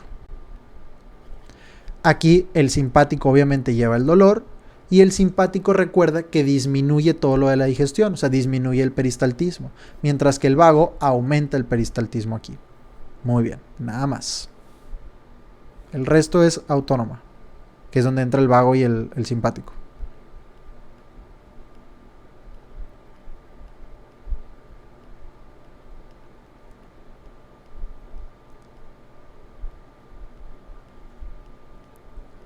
Muy bien. Aquí sería el mismo camino que la inervación, por ejemplo, para el corazón o para los pulmones. De T1 a T4 a la cadena simpática y de ahí las ramas postganglionares al esófago. Y el vago, como siempre, llega como preganglionar hasta que ya está en la mera víscera, hace su sinapsis. Nada más. El plexo esofágico, que son los ramos del vago. Fíjate, esto es lo que estábamos explicando. Tenemos primero al nervio vago, después se desbarata en un plexo esofágico y luego se vuelven a organizar en un tronco vagal. Específicamente cuando pasan el diafragma ya están como troncos vagales. Por eso la respuesta más correcta de quien acompaña al esófago pasando por el hiato esofágico es tronco vagal y no nervio vago. Y aquí pues lo que te decía, recuerda que el vagal anterior va del nervio vago izquierdo vocal con vocal, el tronco vagal posterior va del nervio vago derecho, consonante con consonante, nada más. ¿Ok? Eso es lo importante del esófago y es la estructura más importante en realidad de todo el mediastino posterior. De ahí en fuera tendríamos a la aorta, empieza en T4, T5, que es donde acaba el hiato aórtico, el callado de la aorta, y termina, la aorta torácica termina en el hiato aórtico, pasando por T12, se convierte en aorta abdominal. Recuerda que es la estructura que va a irrigar a todo lo posterior en el tórax. ¿Qué ramas nos da? Pericárdicas, pero específicamente para la cara posterior del saco pericárdico. Para la cara anterior tiene ramas como la pericardiofrénica y la musculofrénica, tiene ramas la torácica interna, que es la mera de lo de adelante. Las bronquiales, recuerda que solo da las izquierdas. La bronquial derecha no la da la aorta, la bronquial derecha la da, recuerda, la tercera intercostal posterior derecha. Importante.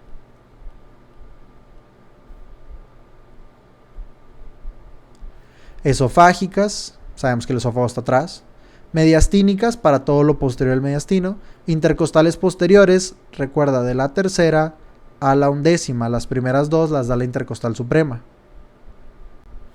Frénicas superiores, para la cara superior del diafragma. Y la subcostal, que sería como la 12ª intercostal. Pero pues no hay espacio, entonces se llama subcostal. Muy bien. Nada que ver aquí, la verdad está muy sencillo. Es todo lo que está por atrás. En cuanto a la vena ácigos, ya habíamos visto que todo lo que hace la aorta como arteria lo recoge la ácigos como vena. Pero la ácigos solo está del lado derecho. Primero que nada, ¿cómo se forma la vena ácigos? Se forma en L1, L2 por la anastomosis de una vena que se llama lumbar ascendente y la vena subcostal derecha. Aquí puede tener una contribución de la vena cava inferior. Esta solo es posible, no es a fuerza. Ok, se junta la subcostal derecha, que es la que está por abajo de la última costilla, ya no cuenta como intercostal, la lumbar ascendente derecha y se forma la ácigos. Y la ácigos simplemente va subiendo todo el trayecto del tórax, pegada a la pared posterior. Recuerda que pasa el diafragma normalmente junto con la aorta, en el hiato aórtico T12. Y ahí va. Ok. ¿Cómo termina la vena ácigos? Vamos a ver esta imagen que es muy importante. La vena ácigos termina a través de esto que se llama callado de la vena ácigos, este arco de aquí. Te lo van a preguntar. Este arco, fíjate cómo viene aquí la ácigos subiendo, da este arco para poder brincar hacia adelante y drenar, donde dijimos que termina, en la vena cava superior. La diferencia entre las arterias y las venas, entre otras, es la cantidad de músculo que tiene cada vaso. Una arteria puede hacer una curva nada más con la fuerza de su músculo y se mantiene la curva, como el callado aórtico, lo mantiene el músculo de la aorta. Las venas no tienen suficiente músculo para hacer esto. Entonces, si una vena quiere hacer un arco como este callado de la vena ácigos, se tiene que como apoyar en alguien, tiene que agarrar la curva en alguien. Y esto te lo van a preguntar. La vena ácigos agarra la curva, ¿sobre qué es esto? Sobre el pedículo pulmonar. Derecho, obviamente. El callado de la ácigos está justo sobre el pedículo pulmonar. Y como está justo sobre el pedículo pulmonar, o sea, como está por arriba del pedículo pulmonar, no está en T4, T5. El callado de la ácigos está al nivel de T4 nada más. El callado de la vena ácigos está al nivel del cuerpo vertebral de la cuarta torácica, no T4, T5, que claro que va a ser una opción si te lo preguntan. El callado de la ácigos está al nivel de T4 específicamente. ¿Qué es lo que estás viendo aquí? Brinca hacia adelante, la curva la agarra apoyándose sobre el pedículo pulmonar derecho y de ahí llega a la cara posterior de la vena cava superior. ¿A qué nivel? T4. Ahí termina la vena ácigos. ¿Cuáles son las venas que va a recibir en este trayecto? Recibe a la intercostal superior derecha, recibe las intercostales, aquí puede ser de la quinta a la última, aunque también puede ser de la cuarta, recuerda que es variable. Recuerda que recibe a las dos del lado izquierdo, a la hemiácigos y a la hemiácigos accesoria, o sea, la ácigos es la mera de toda la parte posterior del tórax. Directa o indirectamente, del lado izquierdo y del lado derecho, todo termina en la ácigos. Ahorita vamos a ver qué onda con estas. Venas esofágicas, son las que dio la aorta. Venas mediastínicas, como las que dio la aorta. Venas pericárdicas, para la cara posterior, como las que dio la aorta. Y las venas bronquiales derechas, como las que dio la aorta. Entonces, no te lo machetees, simplemente recuerda que la vena ácigos es la equivalente a la aorta. Todo lo que da la aorta, lo recoge la ácigos. Del lado derecho, directa a ella. Del lado izquierdo se las pasan la hemiácigos y hemiácigos accesoria. Fíjate. La hemiácigos, que está del lado izquierdo, se forma igual que la ácigos, lumbar ascendente izquierda y subcostal izquierda, aunque aquí nos puede dar una contribución la renal izquierda. Así como a la derecha le podía dar una contribución la cava inferior, que a la renal izquierda. Se forma el hemiácigos y empieza a subir. Haz de cuenta que igual que la ácigos, solo que del lado izquierdo. pero termina el nivel de T9 cruzándose al lado contrario y termina drenando en la ácigos. Por eso, te lo he repetido ya varias veces, todo termina al final de cuentas en la ácigos. Todo. Aquí viene la ácigos en color naranja, la hemiácigos que está en color negro, en T9 se cruza al lado contrario. ¿Qué recibe? Pues lo mismo que la ácigos, nada más que solo lo de abajo. Las últimas 4 o 5 intercostales posteriores, las esofágicas y las mediastínicas. En T9 termina. La hemiácigos accesoria, haz de cuenta que es la mitad de arriba de la ácigos, nada más que del otro lado. Esta va a agarrar las intercostales posteriores de la 4 a la 8, las bronquiales izquierdas, hasta aquí, y termina cruzándose al lado contrario para terminar en la ácigos. Todo termina en la ácigos. Nada más que esta lo hace en T8. Ya habíamos hecho un esquema de esto cuando hablamos de las venas intercostales posteriores. Pero a final de cuentas, ya sea en T9 o en T8, todo termina en la ácigos. Vamos a poner aquí en verde a la hemiácigos accesoria, que se me hace un nombre bastante malo, la verdad. Porque no es accesoria, o sea, ni modo que no la tengas. Debería llamarse hemiácigos superior y hemiácigos inferior. Bueno, aquí en verde la hemiácigos accesoria, agarrando las intercostales que le tocan, las posteriores obviamente. Y en T8 se cruza. Aquí el nivel verde sería T8.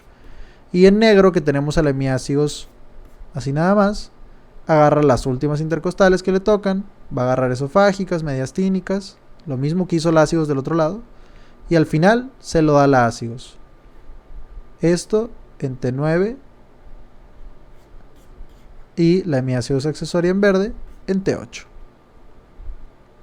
De ahí la ácigos sube, en T4 le da la vuelta al pedículo pulmonar y entra a la cara posterior de la cava superior. Sencillo. Bueno, no sencillo, pero es que ya lo habíamos visto, ya teníamos las claves de cuando vimos las intercostales posteriores. Correcto. Seguimos ahora con lo linfático. Aquí estaríamos hablando del conducto torácico. El conducto torácico tiene la linfa, fíjate, del abdomen, pelvis, periné y extremidades inferiores. Toda esa linfa termina en esta estructura de aquí, que es como una dilatación de la vía linfática, que se llama cisterna del quilo.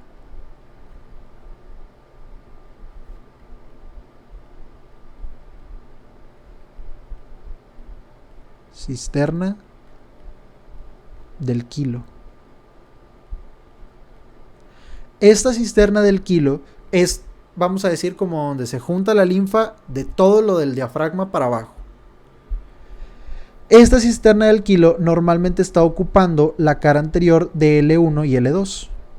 Y por encima de esta cisterna del quilo comienza este conducto, que es el conducto torácico. Entonces nos pueden preguntar dónde empieza el conducto torácico, pues empieza en T12, porque técnicamente L1 y L2 lo está ocupando la cisterna del quilo. A partir de aquí ya es conducto torácico, entonces empieza en T12. Ok. Este conducto torácico va subiendo por toda la cara posterior del mediastino posterior. Es la estructura más posterior de todas. Esta puede ser una pregunta. Está más posterior que la ácigos, está más posterior que el esófago, está más posterior que todo. Es la estructura más posterior del mediastino posterior. Y cruza el diafragma por el hiato aórtico, junto con la aorta. Ok, en T12. Sube y va a terminar drenando, este es un punto muy importante para este parcial y para el que sigue, va a terminar drenando justo en el ángulo venoso izquierdo. Justo en donde se anastomosa la brachiocefálica izquierda, con la unión de la subclavia izquierda y la yugular interna izquierda. Justo aquí drena el conducto torácico, en el ángulo venoso izquierdo. Entonces, la gran mayor parte de la linfa llega a ese ángulo venoso izquierdo. Esto lo vamos a ver más a fondo en tercer parcial, pero desde ahorita quiero que sepas mínimo que drena en ese ángulo venoso izquierdo. Entonces, lo único más que te pueden preguntar aquí es a qué nivel empieza a cambiar de dirección. Porque si va por la línea media, tiene que haber un punto donde empiece como que a cargarse hacia la izquierda. Es una pregunta muy inútil, es en T5. En T5 empieza a cambiarse, empieza a ir hacia la izquierda para poder llegar ya al final cuando está en la raíz del cuello, para poder llegar a el ángulo venoso izquierdo. Y ya, es todo lo que te pueden preguntar. Nada más, está muy sencillo. Fíjate aquí donde está drenando. Solo fíjate que aquí antes de drenar, voy a remarcar aquí con negro el conducto torácico. Aquí justo antes de drenar, en este ángulo venoso izquierdo, recibe a un tronco yugular que trae a la cabeza y el cuello del lado izquierdo, y recibe un tronco subclavio que trae toda la linfa de la extremidad superior izquierda. Entonces todo esto, pongan mucha atención aquí, chicos, esto puede ser un poco complicado, serían preguntas clavadas. Voy a volver a explicar desde el principio. Tenemos al conducto torácico, que ya sé que agarró la linfa de todo el diafragma para abajo, de los dos lados. Y va subiendo en el tórax, se va cargando al lado izquierdo desde T5 para poder salir a la raíz del cuello, y sabes que va a drenar sobre el ángulo venoso izquierdo. Perfecto.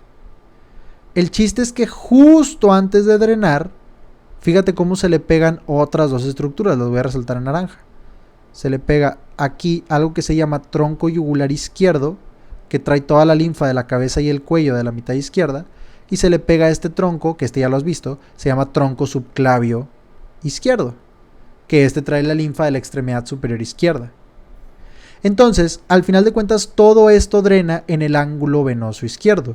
Y aquí todavía me falta agregar a alguien que drena solo. Pregunta de examen, esta estructura no llegó con el conducto torácico, llegó sola, que es el tronco broncomediastínico izquierdo.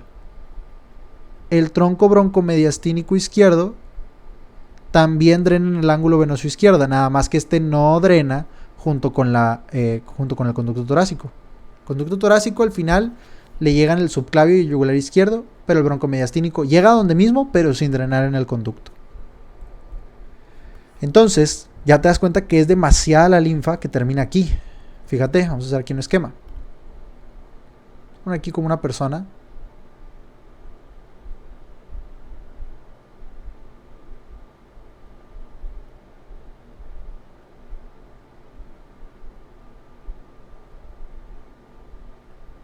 Quedó muy rara esta persona.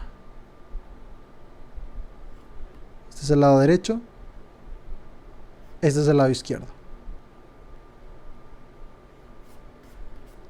Toda la linfa del cuerpo, menos esto, termina en este ángulo venoso izquierdo. Vamos a poner en rojo lo que termina en el ángulo venoso izquierdo. La mitad izquierda de la cabeza y el cuello por el tronco yugular izquierdo que llegó al conducto torácico. La extremidad superior izquierda por el tronco subclavio izquierdo que también lleva al conducto torácico. La mitad izquierda del tórax por el tronco broncomediastínico izquierdo que no llegó al conducto torácico, pero llegó al mismo ángulo venoso izquierdo. Y luego por el conducto torácico todo el abdomen, toda la pelvis, todo el periné y todas las extremidades inferiores. Todo esto llega al ángulo venoso izquierdo. O sea, casi todo el cuerpo, menos el cuadrante superior derecho. Solamente este cuadrante superior derecho, la mitad derecha de la cabeza, la mitad derecha del cuello, derecha del tórax y la extremidad superior derecha, solamente esto que tenemos aquí en verde, llega del lado derecho. Y llega donde mismo, llega al ángulo venoso derecho, pero pues es el derecho. Todo lo demás llegó al izquierdo. Esta es la distribución de hacia dónde va la linfa en última instancia. Recuerda que aquí te voy a alternar con este color naranja. La mitad derecha del tórax sí llegó, bueno, no se ve, con este color celeste. La mitad derecha del tórax sí llegó al ángulo venoso izquierdo, pero no llegó con el conducto torácico. Llegó por su cuenta con el tronco broncomediastínico derecho. Mientras que el tronco yugular izquierdo y subclavio izquierdo, estos sí llegaron directamente al conducto torácico, que es lo que vemos acá. Entonces, al final de cuentas, si me preguntaran qué es lo que trae el conducto torácico, sería la cabeza, mitad izquierda, por el tronco yugular izquierdo. El cuello también, mitad izquierda, por el tronco yugular izquierdo. Extremidad superior, por el tronco subclavio izquierdo. La mitad izquierda del tórax no, porque no llega junto con el conducto, llega solo al mismo ángulo venoso. Y luego todo el abdomen, pelvis, perine y extremidades inferiores, porque eso llega por la cisterna del kilo. Nada más. Esto es lo que tienes que saber de esto. Muy bien. Del lado derecho también llega al ángulo venoso derecho, como te menciono, pero ya no hay conducto torácico y bueno, es del otro lado. Así es como se distribuye el drenaje linfático. Ok. Ahí está todo lo que va recibiendo. Que aquí está... Bueno, aquí nos faltaría agregar, como te dije, el tronco yugular y el tronco subclavio. Los nervios simpáticos, esto lo vamos a ver cuando veamos la inervación del abdomen. Ahorita no es lo más importante. Y el mediastino anterior, por último, que es lo que está por delante del pericardio fibroso, hay muy pocas estructuras. Se puede continuar un poquito del timo, como comentamos en un principio, pero de ahí en fuera no va a haber casi nada. Tenemos algunos vasos, como van a ser los vasos torácicos internos. Recuerda que estos vasos, específicamente la arteria, en el sexto espacio intercostal se bifurca en la arteria musculofrénica y la arteria epigástrica superior. Sexto espacio intercostal, ya lo habíamos visto. Tenemos los nódulos paraesternales específicamente. Tenemos algunos ligamentos esternopericárdicos que están entre el cuerpo del esternón y el pericardio. Tenemos un músculo, que este sí te lo podrían preguntar, recuérdalo, que es el músculo transverso del tórax.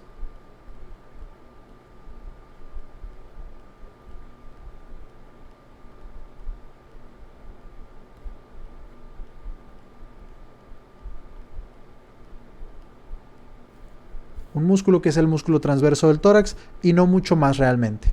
Estas son las cosas que nos vamos a encontrar aquí. Es por mucho el mediastino con menos cosas que ver. Y en cuanto a casos clínicos, pues no creo que tuviera. Tendrían que ser preguntas sobre la arteria torácica interna, que sí es una estructura preguntable. Te recuerdo, la pregunta más común es que se bifurca en el sexto espacio intercostal, en una arteria musculofrénica y una arteria epigástrica superior. Nada más. Los linfáticos son los paraesternales específicamente. Se puede asomar el timo, obviamente en los niños. Y pues ya, no mucho más que decir. El músculo transverso del tórax. Correcto. Y con eso ya tendríamos los otros 3 mediastinos que nos faltaban, más allá del mediastino medio. Es una clase un poquito larga, vimos muchas estructuras, pero pues es una clase muy relevante, la verdad, para el examen. Tenemos los casos clínicos de donde se rompe la aorta, los casos clínicos de donde se comprime el esófago, la pregunta de la linfa, esta última que vimos con el dibujo, también es muy probable. ¿Dónde termina la linfa de cualquier parte del cuerpo? Con este esquema nos podemos ubicar bien. Tuvimos otros casos clínicos importantes como la distribución de lásigos, quizás no es tan clínica, pero sí es pregunta de examen. La relación del vago y el frénico entre sí y luego con el pedículo pulmonar es muy probablemente pregunta de examen. Recuerda que el vago es medial y el frénico es lateral y que el vago va por detrás del pedículo pulmonar mientras que el frénico va por enfrente del pedículo pulmonar. Los casos de laringio recurrente, cuando pienso en el izquierdo, cuando pienso en el derecho, etc. Entonces, sí hay bastantes casos que pueden venir de esta lección. Es una lección muy anatómica. Espero que haya quedado claro entonces. Ya con esto terminamos no solamente el mediastino, sino el tórax. Vamos a pasarnos hacia el abdomen. Espero que no hayan quedado dudas, chicos. Si queda alguna duda, pueden poner un comentario, me pueden mandar un mensaje. Y si no, nos vemos en la siguiente lección. Hasta luego, chicos.